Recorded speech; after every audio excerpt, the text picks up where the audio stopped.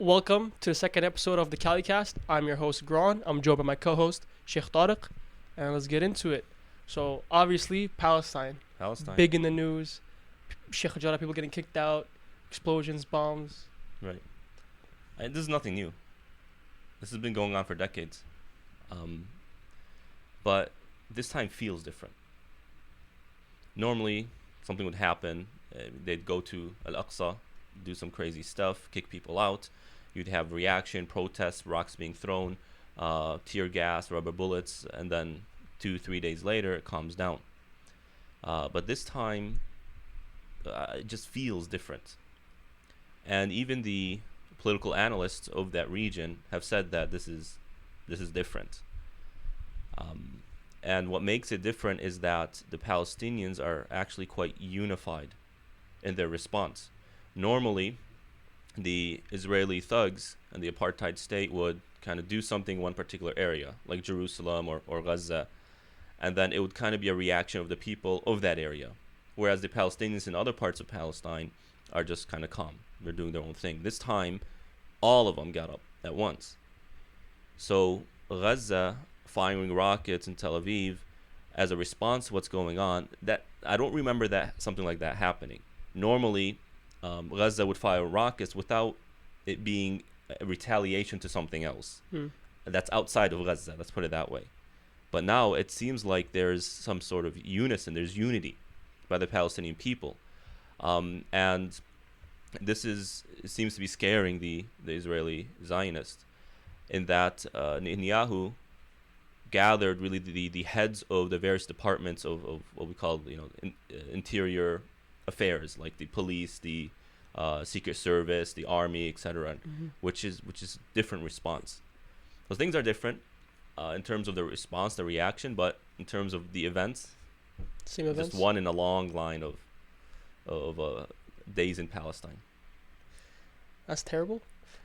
It is. Why is there such a...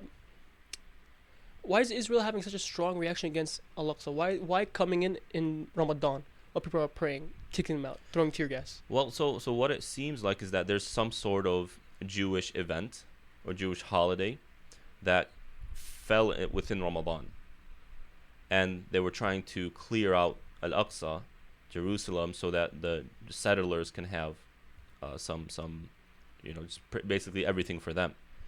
That's one thing I heard. Another thing I heard is that they're forcing the people of Sheikh Jarrah out of their homes. And literally some guy from Brooklyn, imagine, goes there, knocks on the door of this home and says, "Get out, this is my land, God gave it to me." Is that the same guy that said, if I don't take it, somebody else will? Is that video? I think so. I haven't seen that video. Right? But you have that mentality. I mean, can you imagine someone just coming to your home, knocking on the door, say, "Hey, God gave me this home, you got to get out"? That's what I have a hard time wrapping my mind around. It's like, how do you have a large state full of people that have the same mentality, the Zionist mentality, saying, even though you're an Israeli citizen, you are less than me because you're Palestinian? It's not just that, man. This guy from Brooklyn may have never set foot, or I don't know if this guy particularly, but the laws is that someone who's of Jewish descent, right? Now, let's make it very clear to the viewer. We as Muslims have nothing against Jews. No, not at all.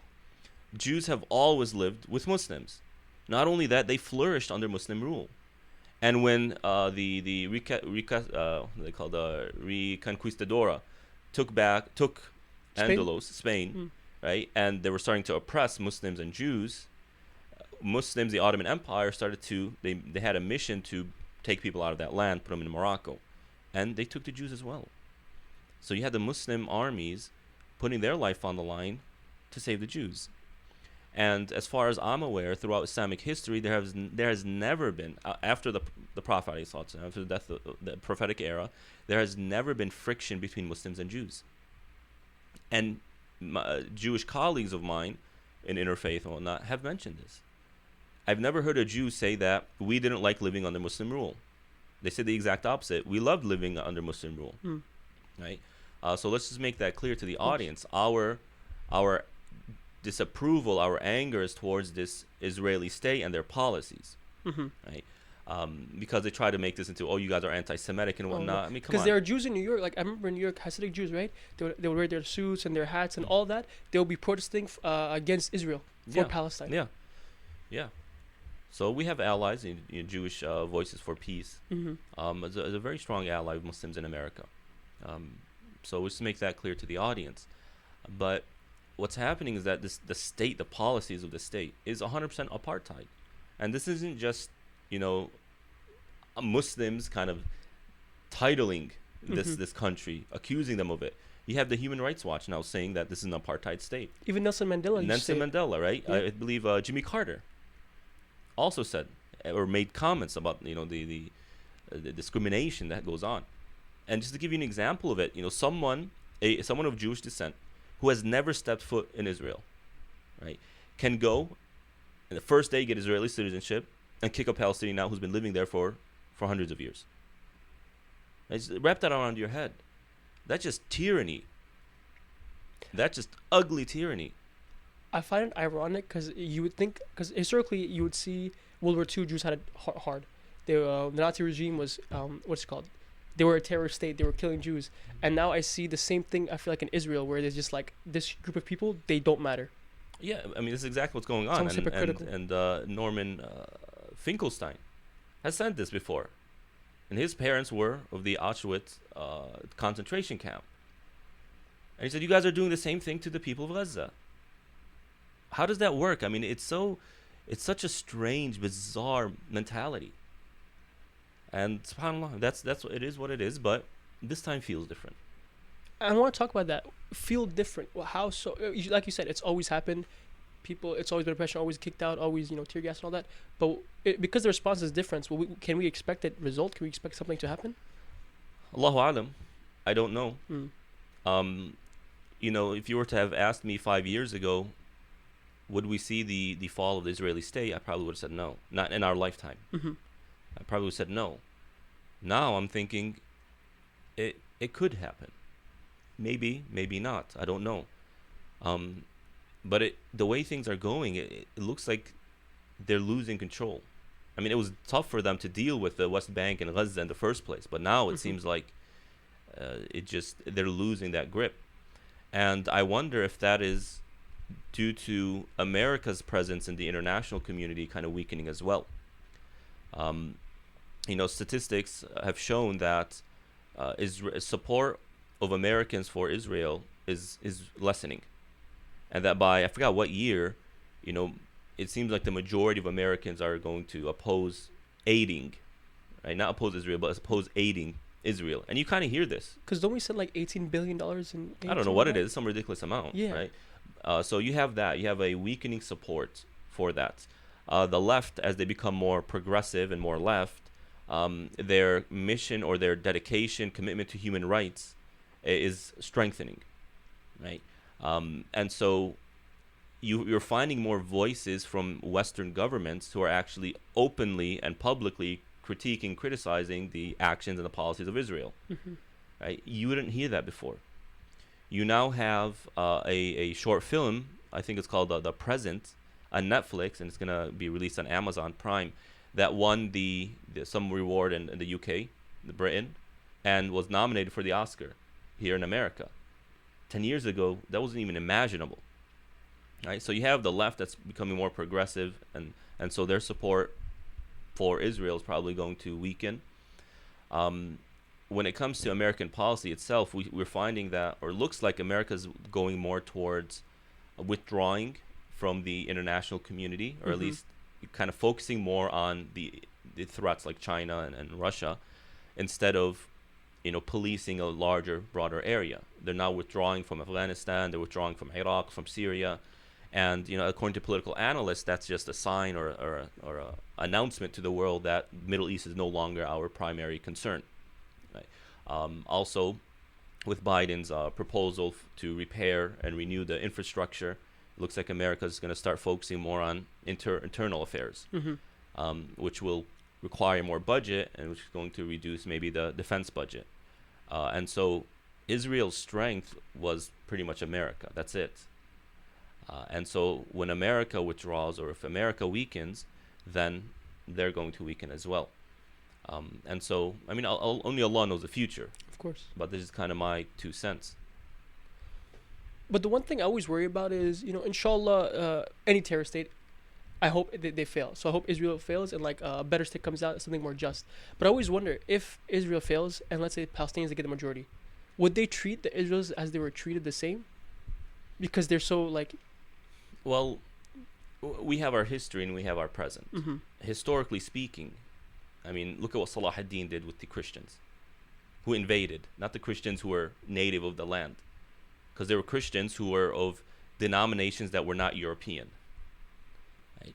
When the European Christians entered, they slaughtered the Christians of that area. Really? Yeah, they slaughtered the Christians of that, the Arab Christians, the the Jews, and the Muslims. Kind of like how ISIS slaughters other Muslims that are just.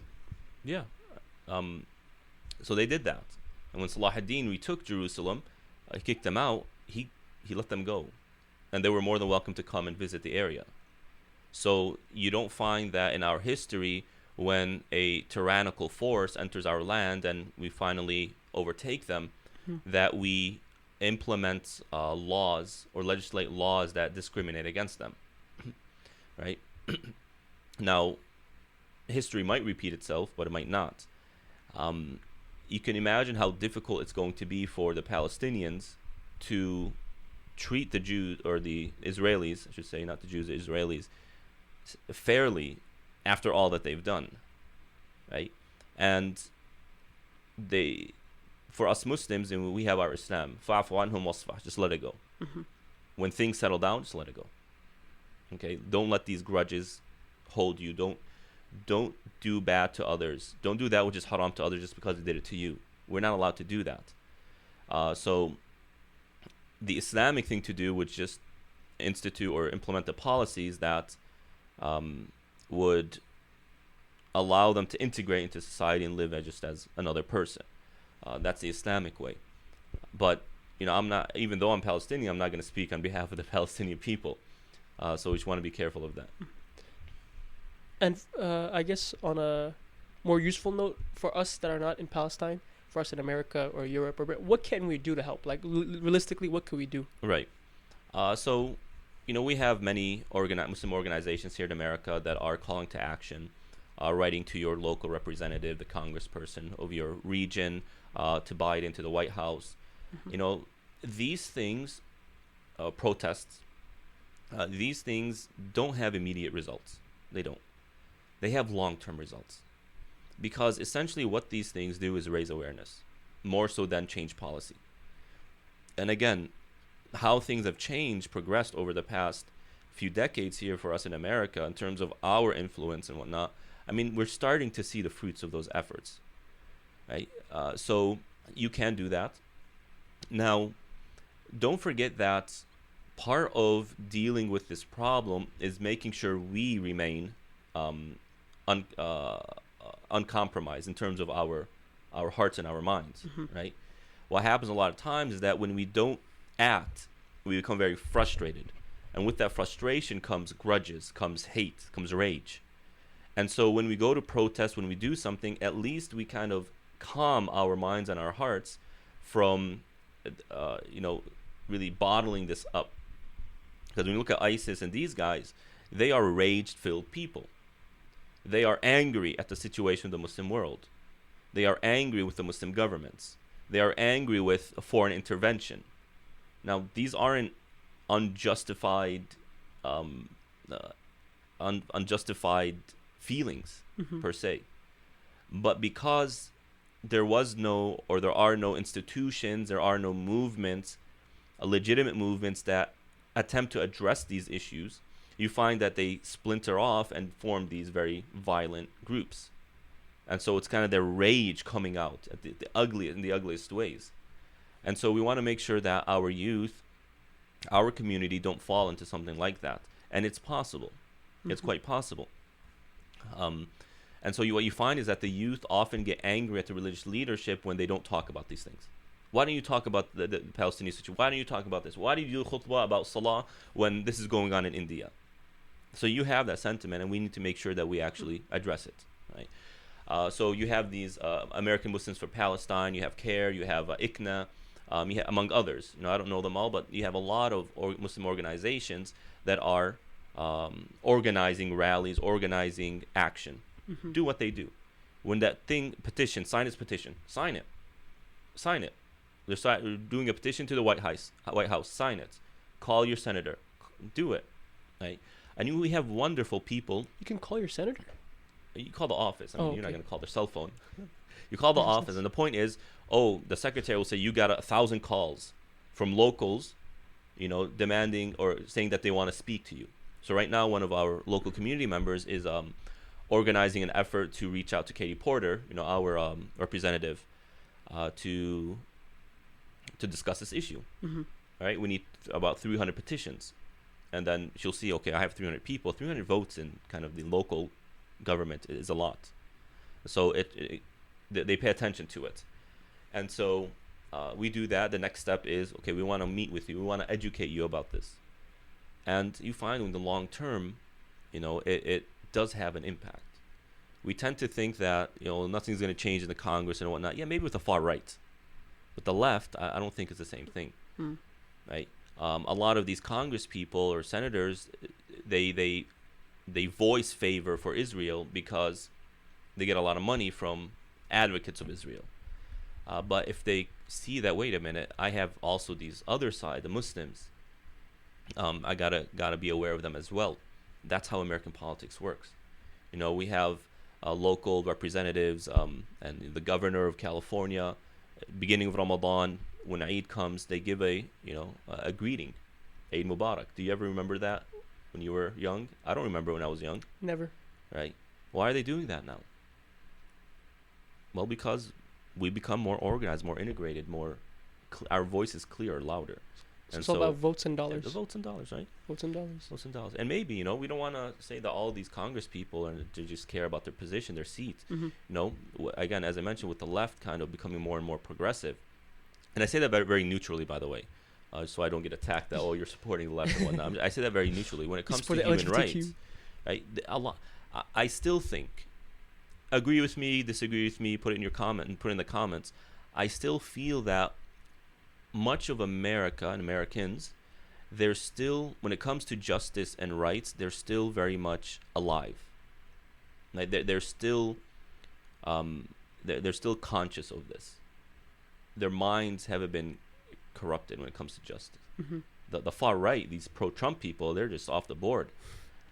But I still feel that most or many of Americans, much of America, they still kind of hold this valuable.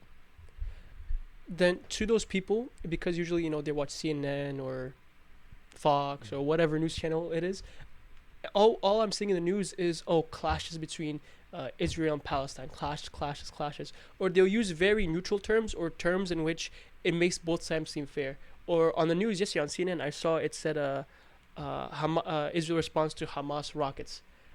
But it never shows the picture where it's like it's not a clash, it's technically an oppression. Or for example, on I think it was CNN, they showed Al-Aqsa on fire, but it was a picture and they just cropped the top of it where it showed like the dome and the fire. But like somebody named John Fontaine, he's like on Instagram, he's kind of popular Muslim guy. He zoomed out and showed on his next story that the whole picture, and it was just thousands of Israelis celebrating on fire. So how would you for those people that see this and think, it's a clash between people, or it's religious, or it's not that bad, or they deserve it, how would you go about changing their minds? Because if you go up to them and just be like, hey, why aren't you supporting Palestine? No, I think that's what we need to do. We need to go to people at the individual level, grassroots type work. Mm-hmm. Or else, what is some American who's never left America sitting on the couch watching TV? What do we expect them to think? Very interestingly, in Surah Al-Jinn, Allah subhanahu wa ta'ala quotes the jinn as saying, وَأَنَّا ظَنَنَّا أَن لَن تَقُولَ الْإِنسُ وَالْجِنُّ عَلَى اللَّهِ كَذِبًا. They say that we never thought that a human being or a jinn would say a lie about Allah. You have most of humanity, maybe, they just don't expect their leaders to just blatantly lie to them. They don't expect the news media to just blatantly lie to them. Mm-hmm. They just don't know. And so we need to counter that by the grassroots level, going to them, raising awareness personally. Say, hey, with your friends, with your coworkers, with your colleagues, and you'll find once people know the truth, they're like, whoa, They might not become an open advocate for Palestine. You know, Mhm. we're not expecting another Hulk, Mark Ruffalo, but at least it will change their perception. And that's, I think, one of the ways, at least. So our local MSAs and MSU should do like a little slideshow. Well, you know, that would be great, but the MSAs need to be very careful because you also have the Zionist kind of supporters in these. It's true. You know what happened at the University of California of Irvine, right? That was a big problem. Alhamdulillah, you know, the Muslims kind of were victorious in that, as far as I know. But What happened in UCI? I don't know, but some feud happened between the MSA and the MSU, they call it the Muslim Student Union, and the some pro-Israeli group, Mm-hmm. right? And they tried to, I guess the Muslims wanted to raise awareness of something. I don't know the exact story because this happened before I came, but the pro-Israelis wanted to stop it and whatnot, but the school voted in favor or judged in favor of the Muslims and freedom of speech and whatnot. Mm-hmm. But you know that did happen, and it was kind of a scare. I know parents are actually kind of worried about stuff like that.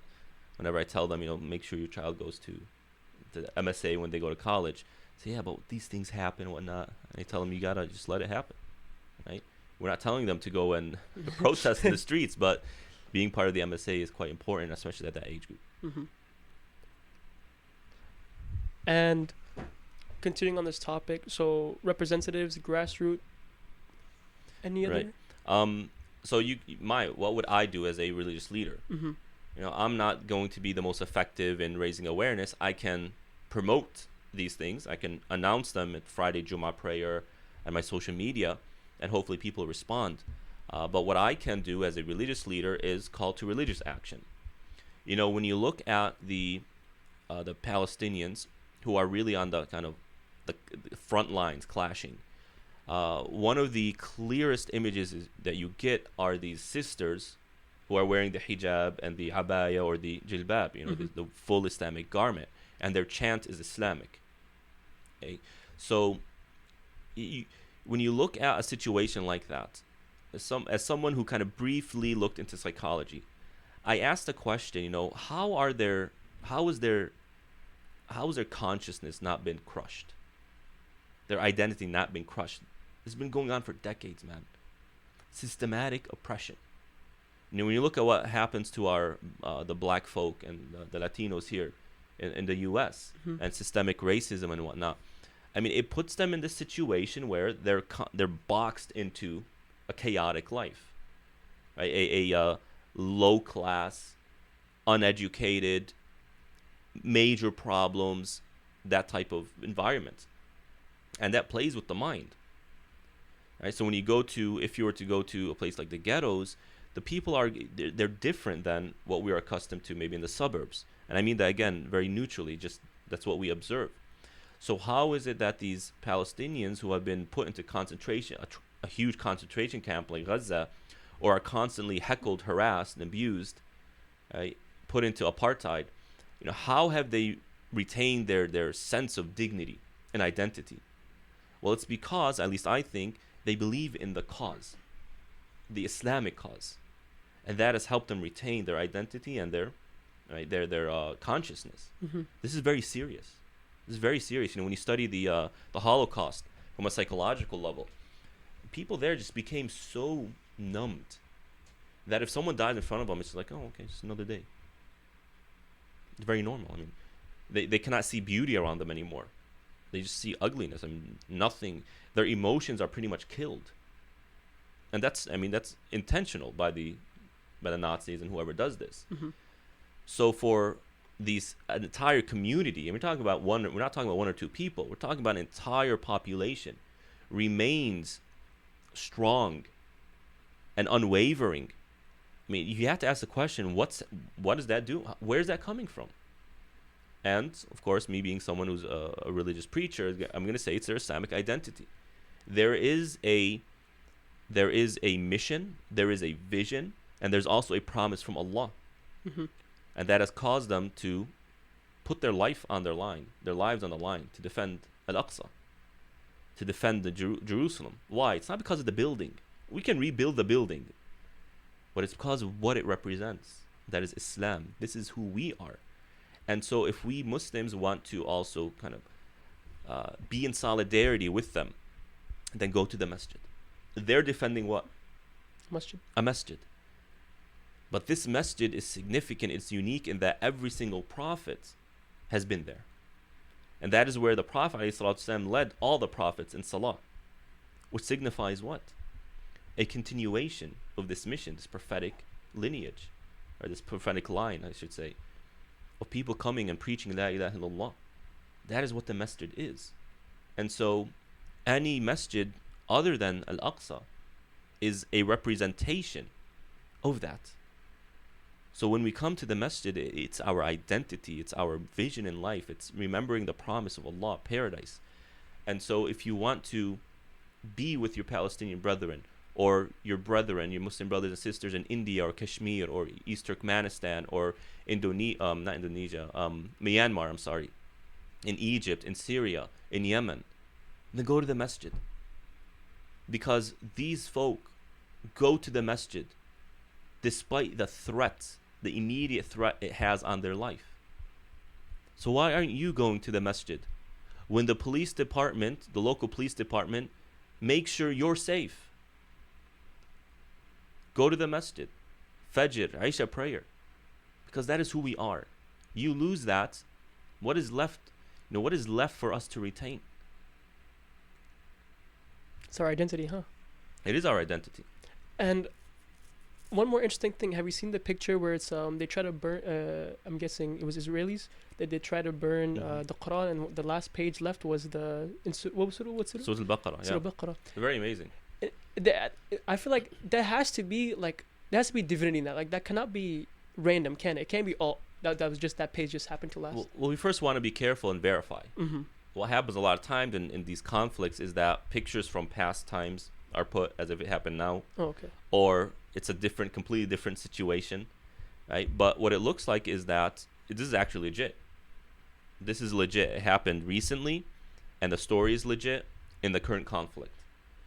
And I guess the story is that some Israeli settler wanted to burn the Quran, burnt the Quran until it reached a particular page in Surah Al-Baqarah, verses 221 or something like that page. And what we read on that page is so relevant to what is currently going on. It's truly unbelievable that we say that this is a message from Allah. Right? And that's another issue. A lot of people say this is a message from Allah, it's a message from Allah, when really just kind of things are happening. Mm-hmm. But this is the word of Allah subhanahu wa ta'ala. So we can, inshallah, confidently say that this is a message from Allah subhanahu wa ta'ala. What is the verse, the page start with? Sal Bani Israel. So ask the children of Israel. Now we have one party of the conflict here. Ask the children of Israel. Ask them. Kam min ayatin Sal Bani Israel kam ataynahu min ayatin bayyina. Ask the children of Israel how many clear signs have come to them. How many warnings have come to them. How many blessings of Allah have come to them that yet they ignored. وَمَن يُبَدِّلْ نِعْمَةَ اللَّهِ مِن بَعْدِ مَا جَاءَتْهُ فَإِنَّ اللَّهَ شَدِيدُ الْعِقَابِ. And whoever replaces the blessing of Allah, meaning faith, piety, tawheed, after it has come to you, after it has come to them, then indeed Allah subhanahu wa ta'ala is severe in punishment. As if Allah subhanahu wa ta'ala is prophesizing or foreshadowing, I should say, the inevitable punishment that's coming. And then further down the page, Allah subhanahu wa ta'ala addresses the believers, the Muslims, the Palestinians. أَمْ حَسِبْتُمْ أَن تَدْخُلُوا الْجَنَّةَ وَلَمَّا يَأْتِكُمْ مَثَلُ الَّذِينَ خَلَوْا مِن قَبْلِكُمْ. Do you think, O believers, you're going to enter paradise before you live a life or go through the situations that the pious predecessors went through? مَسَّتْهُمُ الْبَأْسَاءُ وَالضَّرَّاءُ وَزُلْزِلُوا. They were afflicted with difficulties, hardships, until they were shaken. They were shaken to the core. حَتَّى يَقُولَ الرَّسُولُ وَالَّذِينَ آمَنُوا مَتَى نَصْرُ اللَّهِ. Until the believers, including the prophet that was leading those believers, would say, when is the help of Allah coming? And then Allah concludes and says, أَلَا إِنَّ نَصْرَ اللَّهِ قَرِيبٌ. Indeed, the help of Allah is near. Now, the nearness doesn't mean tomorrow. Right? The nearness is that it is soon to come. And although it might not come for a decade, 2 decades, 3 decades, that is not much time. It's not much time. That is near. And so when you look at history, when you look at 100 years of history, you can talk about it in 10 minutes. well, oh yeah, 100 years, and that's about. And when we talk about, for example, a dynasty or an empire that lasted 80 years, we'd say, oh wow, that's a really short time. What's next? So it's not much time. That's beautiful. I think that's a good place to end it off. So just to wrap up, before we go, write to your local senators, to your local representatives, spread awareness on social media, grassroots level, talking to your peers, and what else I forget? The participating with your religion. Go to the masjid. This is the place where this is what they're defending. So you defend your local masjid by actually participating. That's true. Make sure you comment, like, and subscribe. Assalamu alaikum. Alaikum salam.